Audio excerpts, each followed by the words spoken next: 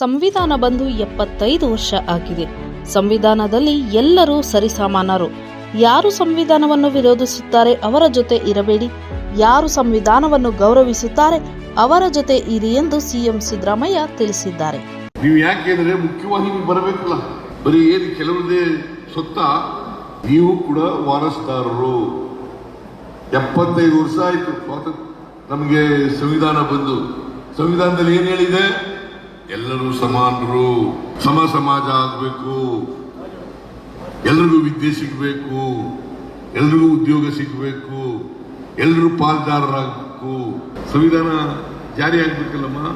ಅದಕ್ಕೆ ಸಂವಿಧಾನನೇ ವಿರೋಧ ಮಾಡೋದು ಒಂದು ವರ್ಗ. ದಯಮಾಡಿ ಅಂಥವ್ರ ಜೊತೆಯಲ್ಲಿ ಯಾವತ್ತೂ ಹೋಗ್ಬೇಡಿ. ಯಾರು ಸಂವಿಧಾನ ವಿರೋಧ ಮಾಡ್ತಾರೆ ಅವ್ರ ಜೊತೆ ಯಾವ ಕಾರಣಕ್ಕೂ ಹೋಗ್ಬಾರ್ದು.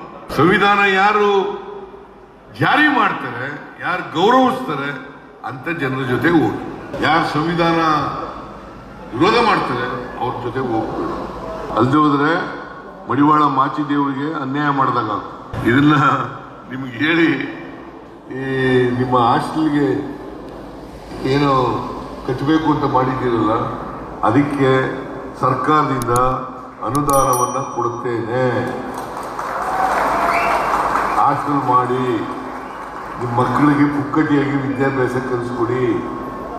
ಮೆಂಡು ನ್ಯೂಸ್ ನೆಟ್ವರ್ಕ್, ಸತ್ಯದ ಕನ್ನಡಿ.